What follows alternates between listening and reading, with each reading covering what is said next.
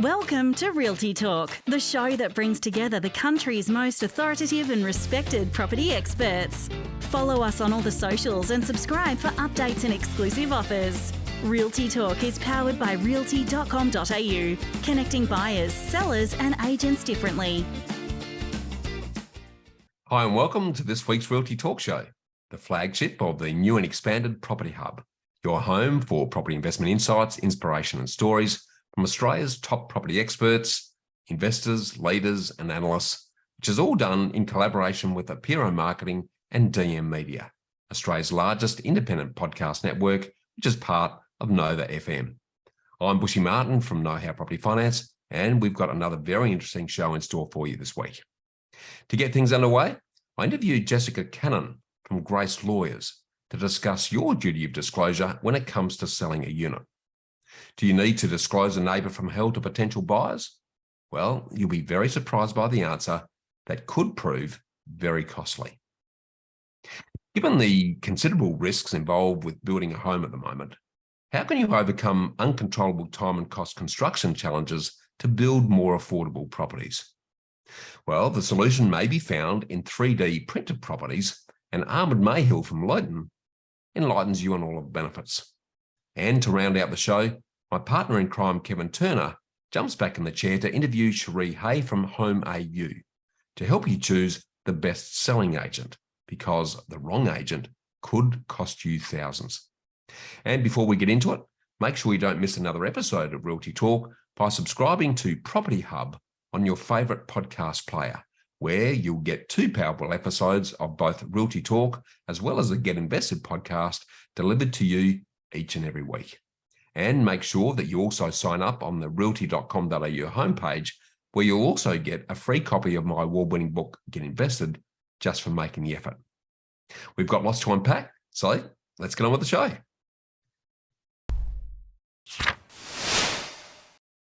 If you're selling a unit in a strata or body corporate that has the proverbial neighbour from hell living nearby, what obligation do you have, if any, to let potential buyers know? You may be surprised by the answer. So to dig into the detail of this interesting situation, we're joined by body corporate litigation specialist solicitor, Jessica Cannon, who's a partner with Grace Lawyers on the Gold Coast. So welcome to Realty Talk, Jessica. Thank you, Bushy. Pleasure to be here. Now, I love the blog that Grace wrote on this recently. It's a very interesting exercise, but I'd love for you to sort of set the scene for us in relation to strata sale contract disclosure by giving us a bit of a rundown of a WA case involving neighbour from hell in terms of what was the situation and what was the outcome of the case. Sure, not a problem. Look, and from the outset, it was definitely an interesting decision. It was one based in Western Australia, so it does apply with those Western Australia laws. But ultimately, and to paint you a picture, what you had in that scenario was an owner and an occupier of a lot within a strata building that ultimately was causing a nuisance. And when I say nuisance, I'm talking about very anti-social behaviours, making a lot of noise, making a lot of ruckus, banging on doors with hammers. There were restraint type orders, there were peace and good behaviour type orders. Things had really escalated over a number of years with this particular owner within this lot. Now, interestingly enough, though, Bushy, this Western Australia decision actually didn't have this particular owner, whose name is Mr. Pratt, listed as a party.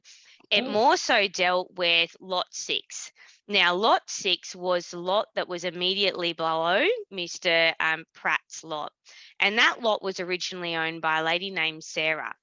Now, Sarah had obviously, being immediately below Mr. Pratt's lot, endured a lot of this nuisance, endured a lot of the noise and the behaviour, especially when we're talking about banging hammers and the like going on. Yep. She ultimately decided in 2015, I've had enough, let's throw this lot up for sale. And she sold to a gentleman called Henry.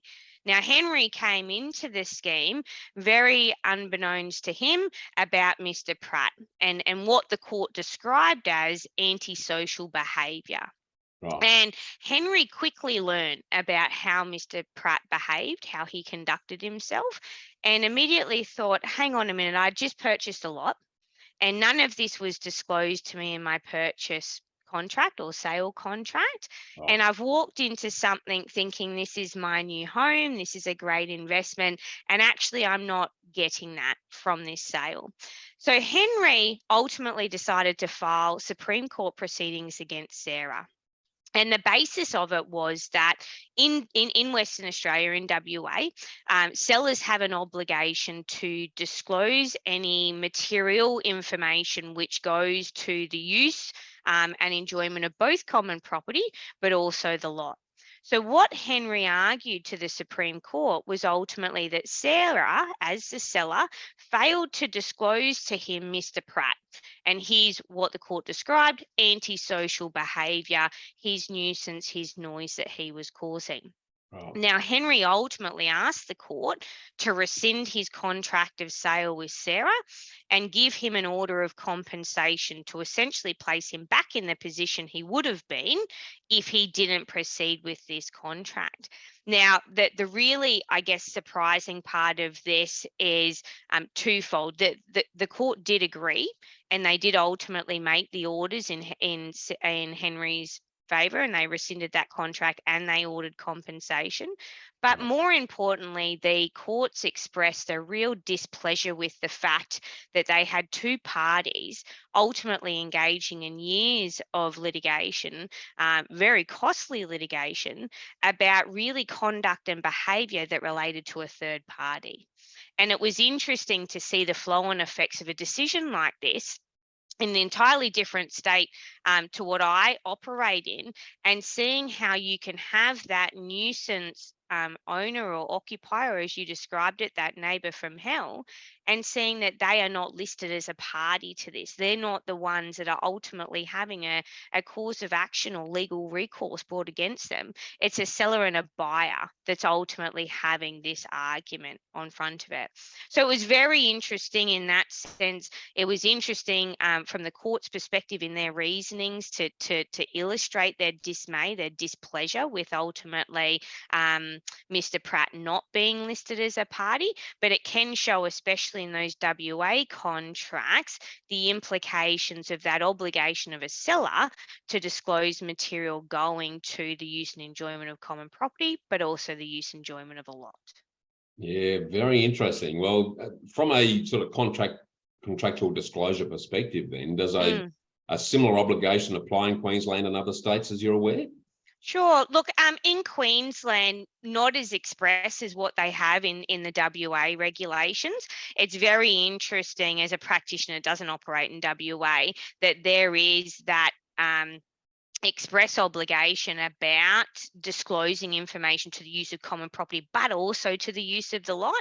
In Queensland, all we really have is implied statutory warranties in the Body Corporate and Community Management Act that give a broad type of obligation on a seller to disclose, but nothing which is express or as, I guess, clear as what we've found in this decision in Western Australia. There is also in Queensland ultimately the ability for any party to a sales contract to put in special conditions as they see fit. Is it usual in my experience to see this type of special condition built into Queensland contracts? No, Bushy, not that I've seen. Interesting. Well, apart from those special conditions, can strata unit sellers, buyers and body corporates protect themselves and other means from the impacts of bad neighbours or such, and if so, how? Yeah, look, that's a really good question.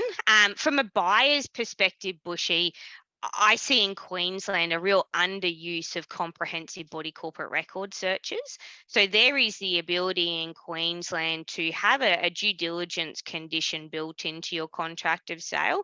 It would usually take the form of a special condition. And ultimately what the buyer is saying there is they're not just satisfied with the information contained within the disclosure statement. They want to take a deep dive into this body corporate. What am I buying into?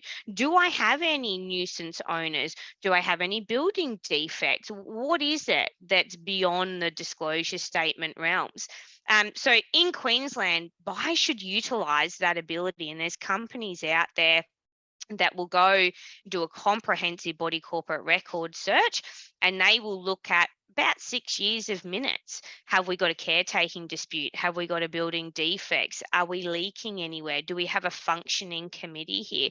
Do we have any disputes between owners? So but from a buyer's perspective, that mechanism, that avenue is a really worthwhile one to go down, and one that's very underutilized in the Queensland sector. From Yeah. a body corporate's viewpoint, and I think this is what the court in the Supreme Court was alluding to, there is mechanisms to hold nuisance owners accountable. It is just, and frustratingly enough in Queensland, a very long and drawn out process. Ultimately, you have to issue bylaw contravention notices. You have to take it to the Commissioner's office, which could take anywhere between 6 to 12 months. And then you've got to try and look at some enforcement action as well on top of that. So there is recourse there. It's ultimately calling upon a group of volunteer committee members to have the fight in them to go down that process. And it's an unreasonable expectation in my mind that owners, the other owners, have to foot the bill associated with going down that path. Yeah, very good thoughts. So in your view then, what changes are needed to better protect affected parties from this potential type of predicament? Look, I think in Queensland, we need more teeth. Ultimately, the process is too long. We could be looking at a 2-year period before we even see something of teeth. And when I'm saying something of teeth, the Commissioner's office is very unique to Queensland. It's fantastic that we have a department within the government that can exclusively hear strata-related disputes. Yeah. What you get out of that is an order saying that the person is a nuisance. And similar to Mr. Pratt, where he had quite a group of orders made against him, there are some persons out there that won't listen, and further enforcement action has to be taken. In Queensland, I think what we need to see is a real monetary fine penalty that comes into play that holds people accountable to this type of behaviour. I don't think it's fair nor reasonable for other owners to have to foot a bill to ask somebody to comply with very basic community standards and principles. I also think that Queensland specifically should be looking at having the ability to ultimately evict people from strata titles. It's very well known in Queensland that some people just aren't suited to living in a community title scheme. Yet we're having to deal with that and go through these long processes, these costly processes, where there could be the imposition of monetary fines, the ability to evict, which ultimately sees that very, very small minority removed from the situation, and the vast majority of owners being able to protect their property rights and have that harmonious living which most people want to enjoy in their homes. Yeah, of course. Look, some very interesting observations and thoughts there, Jessica. I really want to thank you for giving us these eye-opening insights, and thanks for your time on the show today. Not a problem at all, Bushy. Thank you. Thank you, Jessica. Well, it's obvious from our discussion today that what we continue to learn in our increasingly litigious property environment is that you need to consider every conceivable risk when both buying and selling property, and have contingencies in place to cover them. So if you need to better understand your rights and responsibilities when it comes to property and ensure that you have the right contractual protections in place, reach out to Jessica and the experienced team at gracelawyers.com.au. You're watching the Property Hub's Realty Talk, your go-to place for all things property. Property deductions can save you thousands of dollars each year. To make sure you maximise deductions, you need to work with the most experienced quantity surveyor in the country. BMT Tax Depreciation is the leading specialist in the industry. They've completed over 700,000 tax deduction schedules for residential investment and commercial properties Australia-wide. BMT guarantee to find double your fee in the first full financial year deductions. Call BMT on 1300 728 726 today for an obligation-free quote. Hi and welcome. Now, how can you overcome all of the current uncontrollable time and cost construction challenges to build more affordable properties that are also better for the planet? In a recent show, we opened your eyes to the 3D printing building revolution And to continue our dive into this fascinating and groundbreaking opportunity, we're joined again for the concluding part of our feature by Ahmed Mahil, the co-founder and CEO of world-leading Australian 3D printing building and construction company, Luyten. So welcome back to the show, Ahmed. Thank you. Thank you for having me again. Right, Ahmed, sort of to get into the nitty-gritties of this subject, how are 3D printed houses actually produced? Well, it starts from the blueprint. It gets digitized with every detail of the house. It becomes a computer program. And then it gets fed into a robotic system that will lay layers upon layers of concrete. It's all well counted for. The walls are optimized and they weigh less, but they are significantly 4 to 5 times stronger than normal walls that we have, and also more durable. So it goes from your blueprint, as simple as that. And that's what we tell. And I'll direct your listeners to go to a page on our website called The Geodes, where we show how simple is that and how much material you're going to need for each house. It's an exact formula. It wouldn't take more, it wouldn't take less. And then in 3 days, let's say a 200 square meter house, the printer would just keep printing, doing its thing. In 3 days, you got your house and it's ready for other trades to come in. Now, we don't make other trades obsolete. We make their jobs more efficient. So the sparky or the electrician will come. He doesn't have to figure anything. It's already been figured out beforehand. On site, no one should be cutting or drilling or make any noise. So we reduce the noise there. We reduce the traffic to the construction site. And the time, we made it into a dismal fraction of what other projects take for. Once all the trades are gone, come, the roof, which were all considered. And when I say it prints, we're talking about 100 micron accuracy, better than a heart surgeon, and way more accurate than a heart surgeon, actually. And then you got, in a week, a fully functional house. That's how it works. That's absolutely incredible. A full house in a week, and as an ex-architect, Ahmed, from what I understand of 3D printing, the only limits are your imagination when it comes to the design side of the equation. So very exciting from that perspective. So tell us how does 3D printing construction compare? You've mentioned time. What about waste, cost, and the impact on our planet? Well, the waste is a big thing because everything is calculated. For concrete to behave in that manner, it has to be an exact formula where people need to be trained. There's no room for someone to cheat or to use cheaper alternative or whatever. So that's a safeguard. That's the first quality control you got. The second thing, as an architect, you know how much it costs to do formworks, to do just a small curve. Here, you can have a house that's full of zigzags and secret rooms and playground shapes for your grandkids, if you will, at no extra cost at all.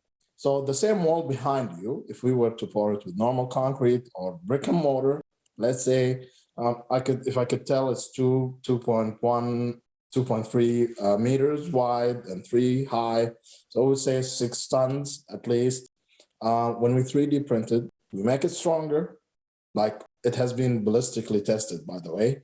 And we'll come to that in a second. But also significantly less in the weight. So there is less material using, from 6 tons to 1.4 tons. So that's the kind of freedom 3D printing give you. And that help us to reduce our dependence. That's the thing on certain polluters, such as cement, which is the biggest culprit that people are always angry about. Yep. So whether you're a moderate who wants to use cement in moderation in a very optimized manner, where it's well calculated, there's no waste, so then we wouldn't need as much cement. Or you are someone who just wants cement out of the equation. We got geopolymers, we got clay, we got all sort of other materials they'll give you the exact same finish and the same strength. And that's the biggest benefit. And there is no code of compliance that 3D printing wouldn't be able to achieve. We just always surpass actually what is in the code. That is one of the biggest benefits. So we can look at it in two segments. One, with the materials itself, we can have zero carbon or carbon sink kind of material that has been 3D printed. And at Luyten, the one that's certified and we can do buildings with right now in Australia has already reduced cement significantly. We use supplementary cementitious materials. So it's already eco-friendly, way more than any government or international targets to make people feel at ease here. And the other thing is the construction site footprint itself. Whether it's a noise, you won't have to worry if this is rolled out about your neighbor complaining about your development, because it's going to be noisy.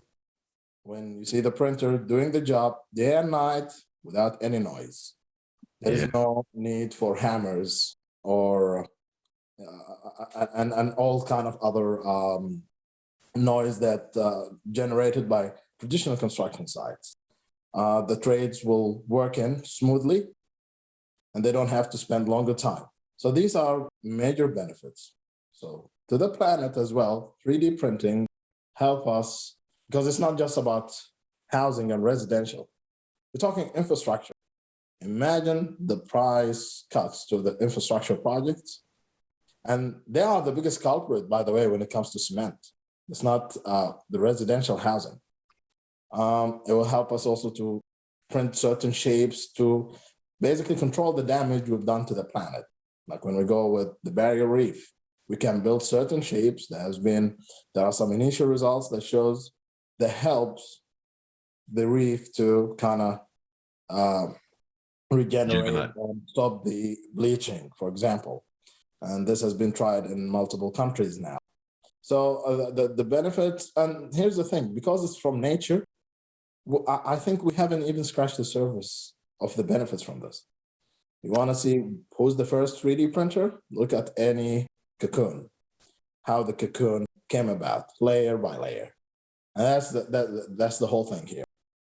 Yeah, it's very exciting. How does it compare cost-wise? I mean, it's probably early days because the sort of critical mass is not there, but have you done any comparisons cost-wise between this and normal construction? That is true. So we've done the cost analysis, and at Luyten, the economic case of this has been at the forefront of our thinking. It's true, we're mostly engineers, but we thought a lot about how we can we make it similar to why the duct tape telephone is better than 100 persons changing in the telephone exchange, for example. Yeah. And that I believe we're one of the first in the world to crack that formula where it's really cheaper per square meter or per square than traditional housing.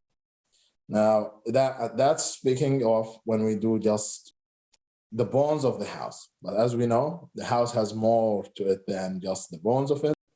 From there on, it depends on the choices of it.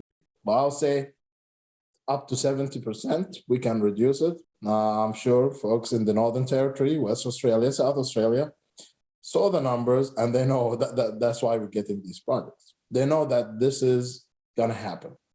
And it's due to just reducing that crazy supply chain, but also to develop our own mixture, which is now being licensed in the USA and in multiple Asian countries.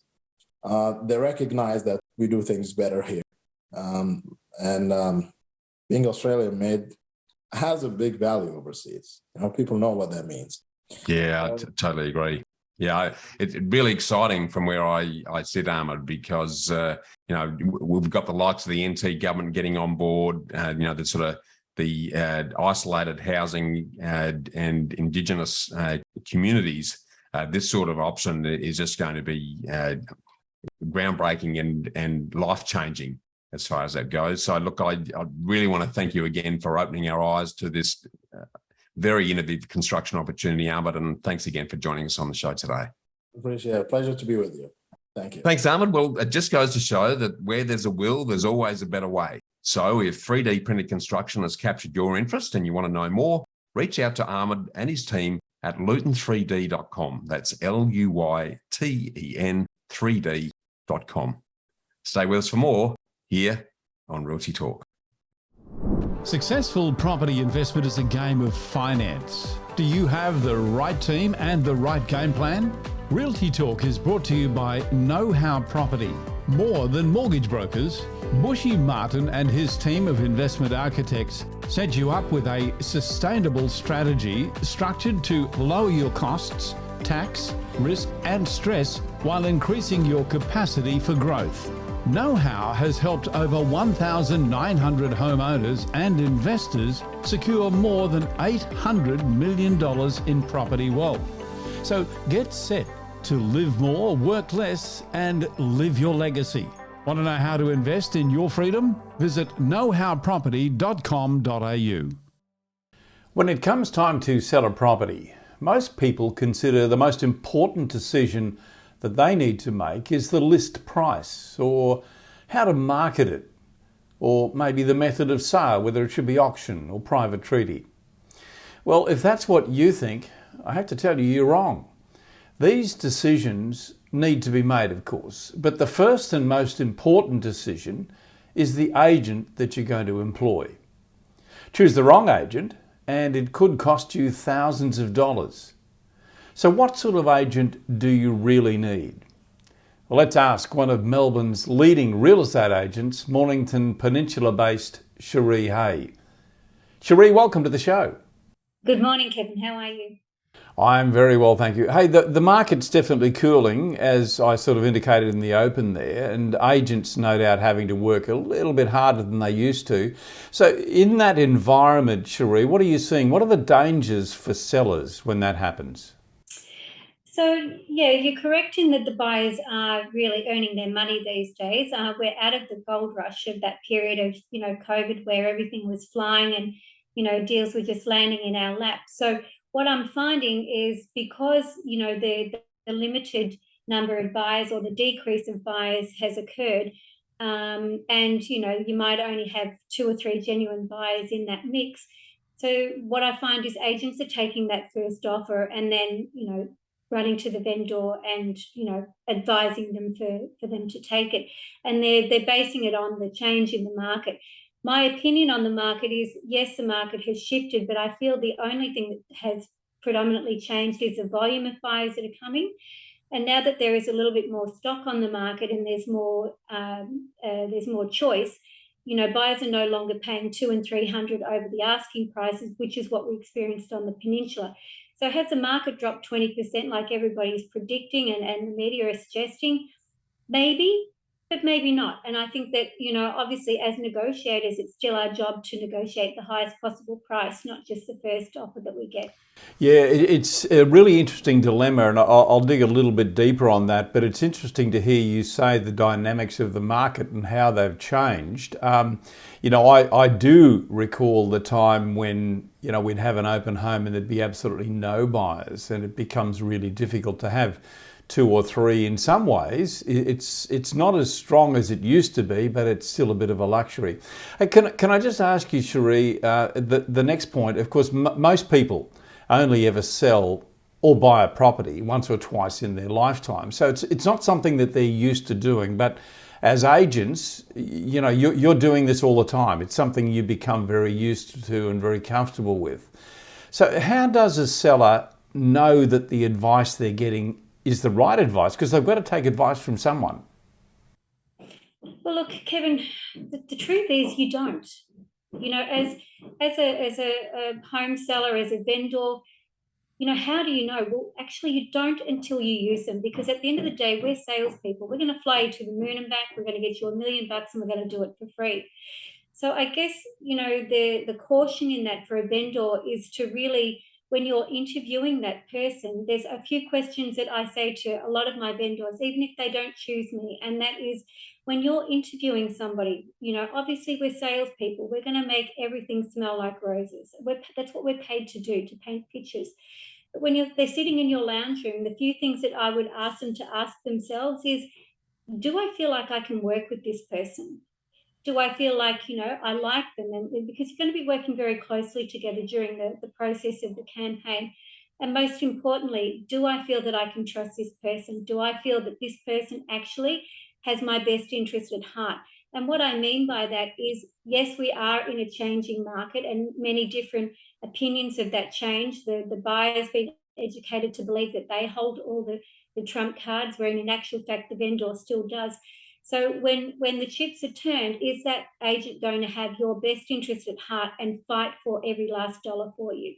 And that's probably my best explanation on that. So that's a feeling you get. How can you measure that though, Sheree? I mean, as you said, agents are really good at selling themselves. Cut that away. How can you test someone's negotiation ability? Okay, well, one of the first things is to look for is, when we talk about like how much, that statement, how much can you get me and how much will you charge me? So I guess if they're, a clue to that is, if an agent's not able to negotiate their fee, like, if they're prepared to just, drop their fee and give you, I'll do it for 1% or 1.5%, that could be a good indicator that they're unable to, if they can't negotiate for themselves, how are they going to negotiate the best possible price for you? So maybe, that would be an area of caution. That's a very good suggestion. So I guess in testing that, if you feel comfortable with the person, you could say to them, what's your fee and is it negotiable? Correct. And then I guess based on, and when we talk about commission breadth, and that's a statement in the real estate world, if, and that's desperate for a sale. And so what that means is, if, they're prepared to easily drop their fee willingly and quickly, well, how quickly are they going to drop your price, or accept a lower price from a buyer? Because what we're afraid of as agents is pushing the buyer, because we're afraid that they might walk away, or the biggest test is asking for more money, because they can always say no, and you do quite quickly determine whether or not they're the right buyer for your property or not. How important is marketing in your view, and is that something that you would suggest people should look for in an agent? Yeah, definitely. Marketing is paramount, because how you launch in the onset, in the very beginning, is going to determine the success of the campaign. So in that process, we take a lot of time in setting up and preparing for market, and that would be advising styling tips and going into the home and just making sure that they're photo ready. We're at every photo shoot to make sure every home has got a unique feature that it is up to us to find that hero shot and to really hone in on that the key selling features of that property, and to showcase that to the world when we go to market. So the setting up is paramount, because even if a property is empty, there is some area of glory that you can highlight and showcase in that house. So as an agent, when I walk into a property, I'm already scanning the room for items and things that I know will pull on somebody's heartstrings. And it's our job as agents to make sure we get that marketing right. Because when we go to market, what we're essentially doing is we're establishing what a buyer is prepared to pay for that property. And that's what going to market means, putting that home to market. So it's in everybody's best interest to make sure that we've done that in its best possible light. Mm. Final question, Sheree, just to sum up, if you could, what are the best questions that a potential seller can ask an agent before they appoint them? I guess you go through the presentation. Like every agency and agent will have their own form of presentation of what they can offer a seller, and how they what their selling background is, like the properties that they've sold, they're all going to go through that. I guess if I was a seller, I would be sitting there and after going through that process, asking them, what's their plan? Like, what's their strategy? Because you've told me you're going to be able to get me this price. So how do you propose that we'll get to that level? Like, what's that strategy? Real estate's like one big game of chess. It's all about just moving pieces and making sure, setting up the play, setting up the next move. And so success isn't by accident. It's by a well thought out plan. So I would be asking that question to find out, how they plan to go about getting to that end result. And asking them about their negotiation skills. I trained under a system years ago of Neil Gemman, the Gemman system, which was system of protection, ethics, and do no harm. And so in that process, part of our training was, back then it was 18 principles of negotiations. Like, you want to know that person that you're hiring is actually a good negotiator and is able to negotiate the best possible price. And do you have a plan for, if there is only one buyer, how could you make sure that you get the most amount of money, whether there's one or two buyers in that scenario? Are you going to be fighting for every last dollar for me? Sheree, it's been great talking to you. Thank you so much for your time. All the best. You're in a very exciting part of the world in Melbourne, but it's been great to share some time with you today. So thank you, and all the best for the future. Invite. Look forward to speaking again. Thanks, Kevin. Bye-bye. Now, before I leave you, here's a final thought from me. Given how litigious Australia is becoming, and the $500,000 in compensation that the seller had to fork out for not disclosing the neighbour from hell to the purchase from the WA case we spoke about today, I'd be very carefully checking the wording in your purchase contracts to ensure they don't contain a clause that says something along the lines of, the seller doesn't know of anything which will materially affect the buyer's use or enjoyment of the property. If it does, you have a very clear duty of care to disclose anything that will affect potential buyers. So make sure your solicitor or conveyancer reviews your purchase contracts for these implied warranties. And let me reiterate, if you're a seller, be sure to disclose anything that may materially affect a buyer's enjoyment of your property. And if you're a buyer, include a due diligence clause in the contract that allows you to peruse body corporate or strata records, if it's a unit or apartment, to see if there's anything that could be an issue. That's more food for thought. And that brings us to the close for this week's show. Another big thanks to our special guests, Jessica Cannon, Ahmed Mahil, and Sheree Hay. And to make sure you don't miss another episode of your trusted voice for all things property, subscribe to our Property Hub on your favourite podcast player now, where you'll also enjoy the Get Invested podcast delivered to you each and every week. And make sure you sign up on the realty.com.au homepage to get a free copy of my award-winning book, Get Invested. And while you're there, check out one of Australia's most extensive range of properties for sale from over 7,000 agents nationally. Thanks again to realty.com.au, BMT Tax Depreciation, Apiro Marketing, and DM Media for their ongoing support. I'm Bushy Martin from Know How Property Finance. Remember to always get invested in your knowledge before you get invested in your property, and I look forward to seeing you again next week. Miss something in this week's show or want to catch up on past shows? Do it anytime at realty.com.au, where we connect buyers, sellers and agents differently.